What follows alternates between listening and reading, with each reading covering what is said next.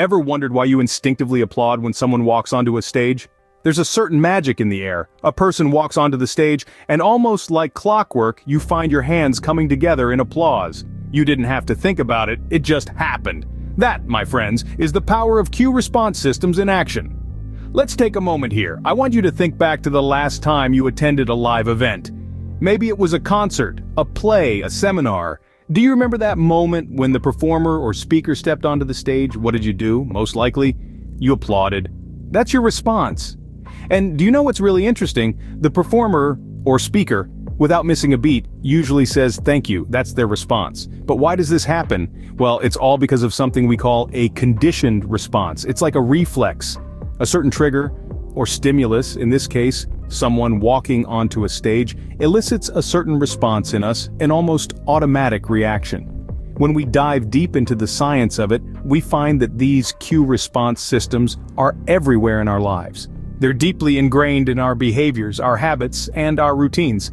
They're the reason we yawn when we see someone else yawn, why we smile when we see a baby giggle, or why we feel a pang of nostalgia when we smell a familiar scent from our childhood. The power of cue response systems is immense. They shape our behaviors, our actions, and our reactions. But the real question is, can we harness this power? Can we understand how these systems work and use them to our advantage?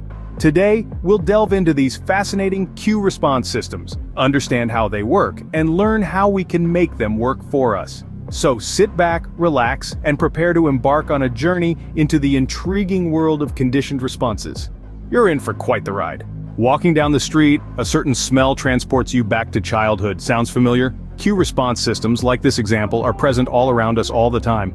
They're like invisible threads, pulling us towards a reaction or a feeling based on a specific cue.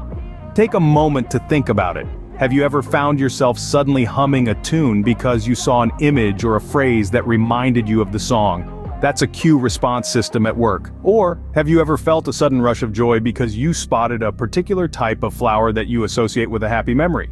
Again, that's a cue response system. You see, our brains are constantly making these connections, linking cues to responses. And it's not just about nostalgia or memories, it's also about our daily routines and habits. The alarm clock rings, we get up, we see a red light, we stop, we feel the phone vibrate, we check it. These are all examples of cue response systems in action. But here's the thing. Most of the time, we don't even realize these systems are at work. They're like the background music in a movie, subtly influencing our emotions and actions without us being consciously aware of it. These systems are not just limited to our personal lives, they're deeply ingrained in our social interactions as well.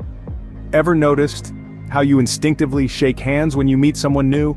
Or how you automatically say bless you when someone sneezes? These are all conditioned responses, part of the intricate web of cue response systems that shape our lives. So, the next time you find yourself reacting in a certain way, take a moment to consider the cue that led to that response. You might be surprised at how much of your behavior is conditioned by these systems. These cue response systems are more integrated into our lives than we often realize. To truly grasp the power of cue response systems, let's demonstrate with a volunteer. I'm going to select someone from our virtual audience. Let's see. Tony, would you care to join us? Don't worry, this will be fun and enlightening. Give Tony a virtual round of applause, everyone. As Tony joins us, let's dive into the heart of a cue response system. Essentially, it's a simple process where a specific stimulus, or cue, triggers a specific response. We encounter these systems every day, often without realizing it. But today, we're going to consciously create one with Tony. Now, Tony, I'd like you to think of a moment that made you incredibly happy recently. Got it? Great! Now, every time I touch your arm like this, I want you to recall that happy moment. Feel the joy, the contentment, the satisfaction. Let it wash over you. Okay, let's test this out. I'm touching your arm again, Tony. Do you feel that rush of happiness coming back? That's your cue response system at work. You've just associated the touch on your arm with the feeling of happiness. This is the power of conditioning, a fundamental aspect of cue response systems. And here's the best part, it's not exclusive to this moment or this stage. You can take this system with you anytime you need a dose of happiness, pick me up on a gloomy day, touch your arm just like we did today, and let that wave of joy return. Remember, the strength of the response depends on the intensity and frequency of the cue. So the more you practice this, the stronger your response will be. You've essentially created a happiness button for yourself. Now, whenever the volunteer feels the touch, the happiness returns. That's cue response in action. It's a simple yet powerful tool, and you can create your own systems for various emotions or states of mind. So go ahead, experiment, discover, and make cue response systems work for you. Now that we've seen it in action, let's understand the science behind cue response systems. Dive into the human brain, a fascinating organ that's a master at forming associations. This knack for connections is the foundation of cue response systems. Picture neurons, the building blocks of our brains, as a vast network of interconnected cells. When we encounter a cue, a specific set of neurons fires up. This firing is like a little electrical party in your brain. Now, if this cue is paired with a response repeatedly, the neurons associated with the cue begin to also fire up the neurons associated with the response. It's like they're saying, "Hey, let's invite those other neurons to our party." This process is known as Hebbian learning, after the psychologist Donald Hebb, who famously said, "Neurons that fire together wire together."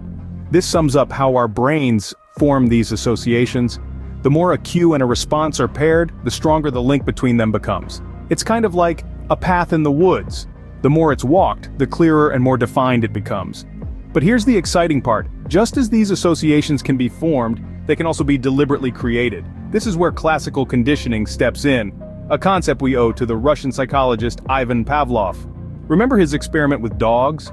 Pavlov paired the sound of a bell, the cue, with food, the response. Eventually, the dog started salivating at the sound of the bell alone.